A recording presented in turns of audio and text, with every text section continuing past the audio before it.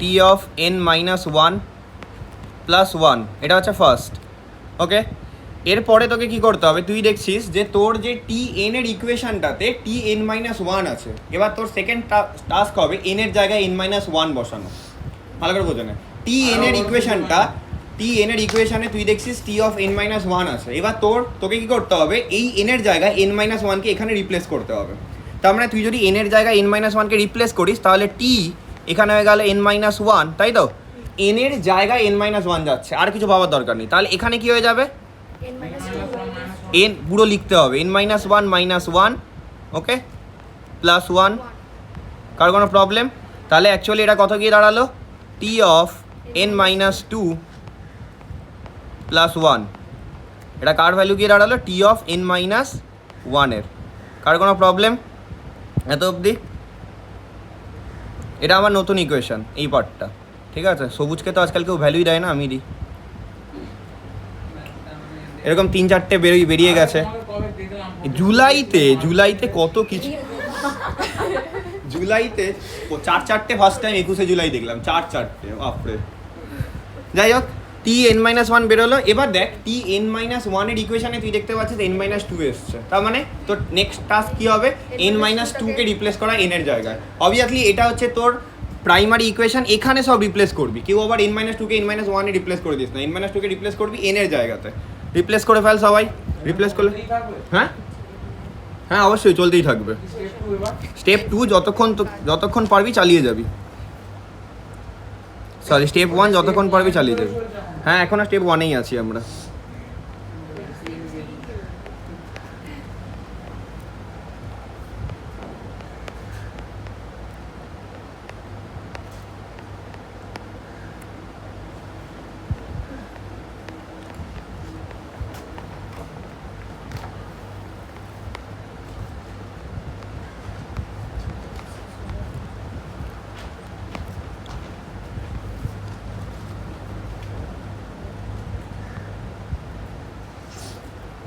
কার কোনো প্রবলেম এত অবধি? তো মোটামুটি 3টে ইকুয়েশান, অবভিয়াসলি এটা হচ্ছে তোর প্রাইমারি ইকুয়েশান, যেটা তোর একদম শুরুতে ছিল এই ইকুয়েশানটা। তারপর একটা দুটো তুই মোটামুটি 3টে বার করলে হবে।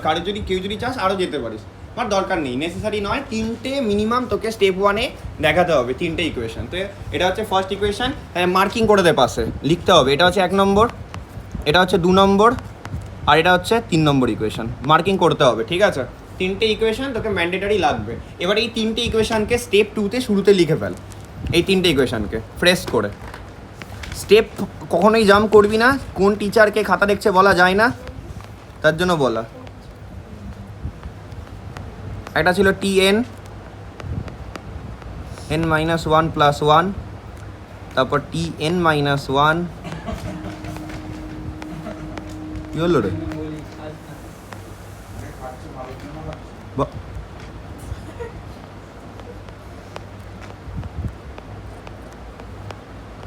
তুই বললে শুনবে নাকি ও থোড়ি? তোকে অন্য জায়গায় বলতে হবে, তুই যদি ওর ভালো চাস। দেখেছিস সুমন আজকে ফোন করে বলেছিস তো সকালবেলা, আজকে তোদের দিন। একজন জিজ্ঞেস করছে সুমন দাদা ছেওড়া খুবই কোথায়, এই মরেছে। হাসি দেখো, হাসি দেখো, সে আবার অঙ্কে সাপ্লি খেয়েছে, তাই নাকি? সুমন বোঝা গেছে, প্রান্তিক বোঝা গেছে, সরি। তো স্টেপ 2-তে এই 3টে ইকুয়েশন ডান, ঠিক আছে? রাইট, এবারে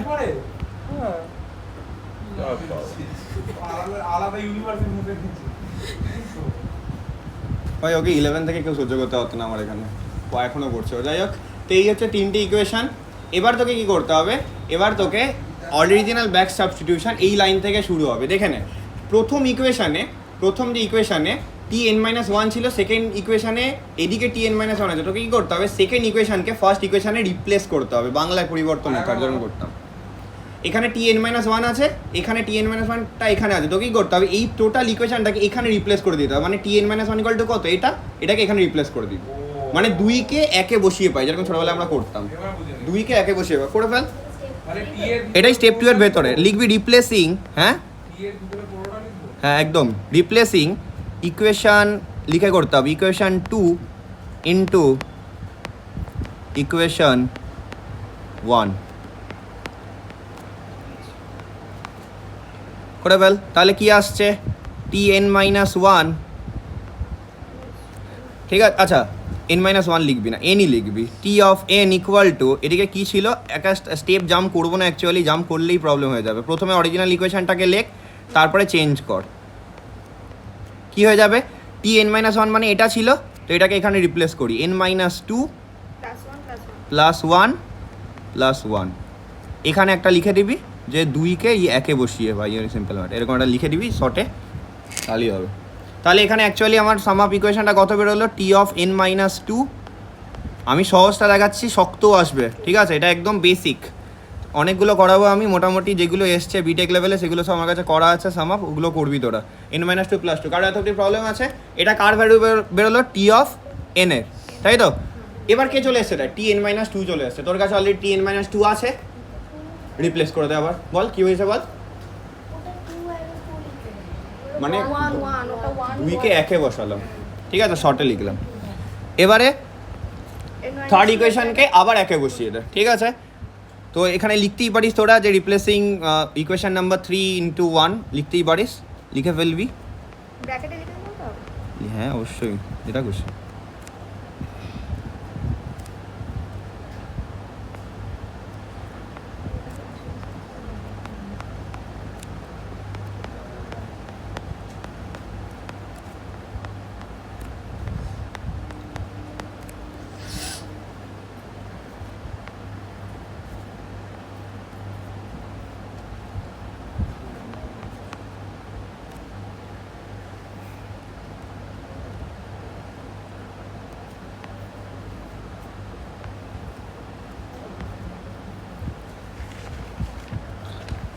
ফাইন্ড প্যাটার্ন।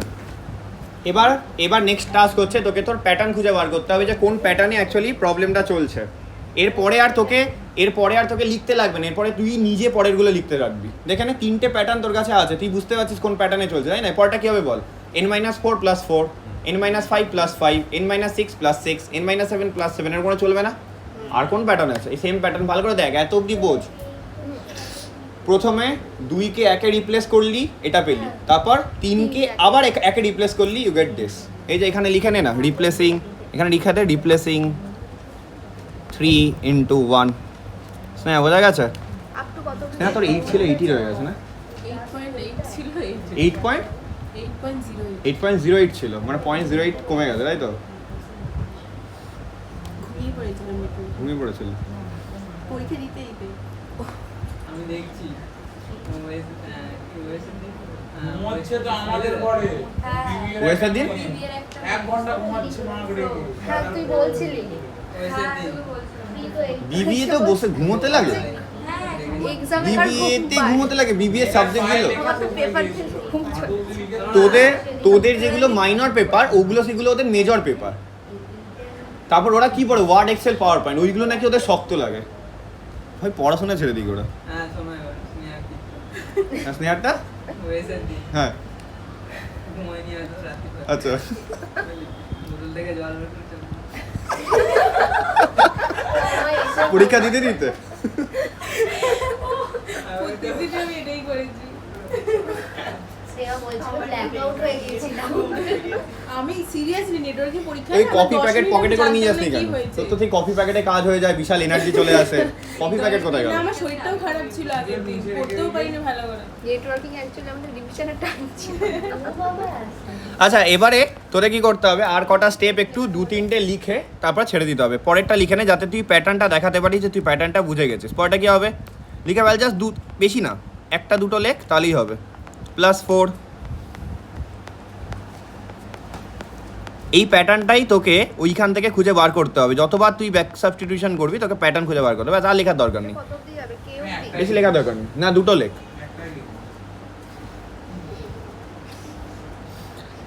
ক্লিয়ার? এবার আমি ভেবে নিলাম যে তার মানে এটা চলতে চলতে আমরা সবাই জানি এটা কত দূর যাবে, কে অবধি যাবে, তাই তো। তো আমি কি করবো, এদিকে এরকম ওই একই তো আসবে,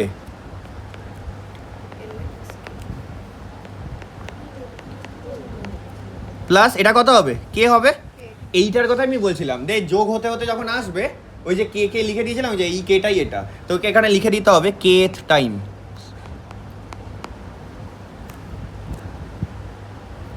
স্টেপ 2 কমপ্লিট।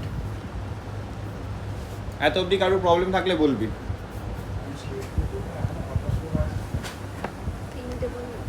হয়েছে? এবার স্টেপ 3-তে তোকে ফাইনাল অ্যাজাম্পশন দিতে হবে অ্যান্ড ডান। এইটাই হচ্ছে ফাইনাল স্টেপ অ্যান্ড অ্যাজাম্পশনের স্টেপ। কি অ্যাজাম্পশন?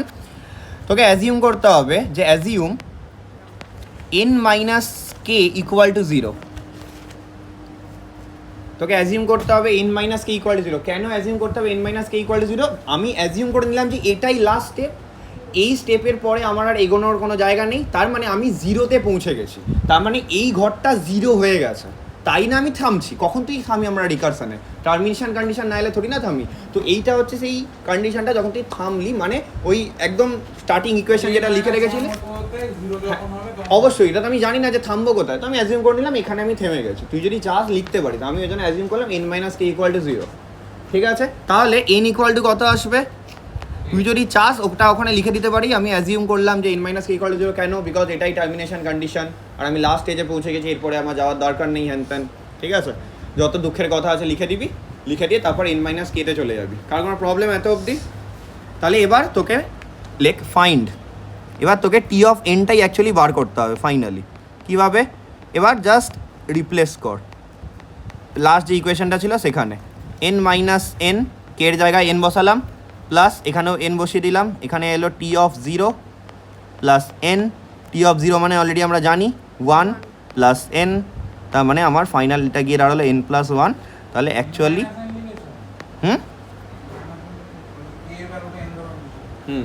একদম, তাহলে ফাইনাল ভ্যালুটা আমি বলতেই পারি এটা বিগ ও অফ n হবে। ব্যাস, এই ডান।